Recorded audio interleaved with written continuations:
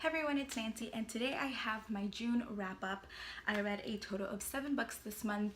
I was doing really well the beginning of the month, and then towards the second half I kind of slowed down because I started my summer job. So yeah, I had less time to read, and I'm probably gonna have less time to read for the rest of the summer, but it's okay. I read 7 books at the beginning, so it's all good. So I'm actually going to go in the order that I finished them. So the first book that I finished in June was The Vegetarian by Han Kang and Kang, I don't know. But yeah, I actually started this late May and then I finished it at the beginning of June. This book shouldn't have taken me as long to finish as it did because it's only like 170, 80 something pages, and yeah, but it's just a really dense book. It definitely does not read like a regular novel. It's very different.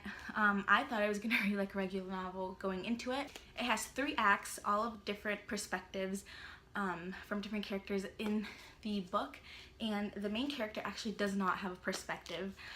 So you don't really get to be in her head. You just kind of, you know, live through her experience through the perspectives of her relatives. It's a very dense book. I think that's why it took me very long to read it. I just couldn't just finish it in one sitting, but I really enjoyed it. I think that I would like it way better the second time around, so I am planning to reread this. It just kind of took me a little while to get used to it because it kind of just hit me like how different it was, and it is a book that has been translated from a different language. I think it's Korean, but it's just really great. I think it definitely won't be for everyone, but I think it's worth a try, and then hopefully you really love it just like I did. Then I read Simon versus the Homo Sapiens Agenda by Becky Albertalli, and I loved this book. It was so good. It was so cute. The first 50 pages I was just like, oh no, I don't really like it. It's very usual YA contemporary, and but I ended up loving it after like getting through half of it, and so cute. I love it.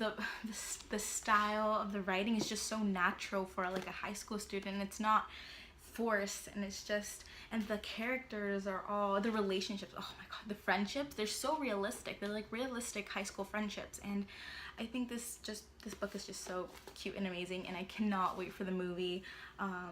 Is like Nick Robinson gonna be like the new YA novel adaptation star? It seems like it, but yeah, he also played the main character, one of the main characters in everything, but he's also gonna play Simon, so I'm excited to watch that movie, and I have to wait till 2018, but I'll wait. Then I read the first 3 books of a series, which is the Mortal Instruments series.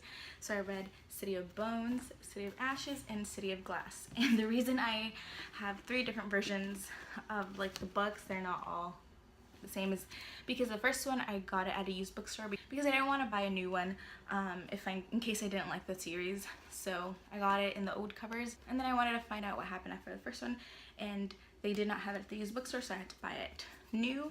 And then I just ordered them online, and while waiting for my package, I just got the 3rd one from the library. This series, I like it. I think the story gets better throughout. You know, I didn't really like the first one too much, but it was entertaining enough for me to keep reading. The reason I wanted to read these was so I can have all the backstories and just, you know, catch up on the world before reading Lady Midnight, because I really want to read Lady Midnight, especially Lord of Shadows. Everyone talks about it, and I just really want to read them, but I haven't read the Mortal Instruments or any of the other books yet, so I'm like halfway through the Mortal Instruments, and then I have like 5 other books after that. And then I read Harry Potter and the Chamber of Secrets. I have only read the first Harry Potter book in my childhood, and I never like continued the series, so I reread the first book like in May, and then I read the second one finally in June, and they're so cute. I love this world. It's so, I just sit there and I'm just like, why didn't I not continue the series when I was younger, you know? I feel like it probably could have changed in my childhood, but you know, it's okay. I feel like you're never too old to start reading Harry Potter. I watched the movies right after I finished the book, so after I finished rereading the first one, I watched the movie, and then I finished this one, then I watched this movie, and I think I'm just gonna do that. after each book just so I can see all the characters come to life, you know, and I'm just excited to continue with the series. And then the last book that I read was a poetry book, and it's Milk and Honey by Rupi Kaur. I don't know. As you can tell, I definitely liked a lot of the poems. I really liked this book. I finished 1/3 of it the first time I got it. Then my second sitting, I finished it, and I really enjoyed it. Really liked it. I didn't think it was as amazing as a lot of people make it to be. I really did enjoy it. I'm definitely gonna reread some of these poems in the future. There's definitely some deep ones, some that I just want to be like, true, yes. And yeah, so that was my June wrap up. I hope you guys enjoyed, and make sure you subscribe, like all those YouTube things, and yeah, see you in my next video.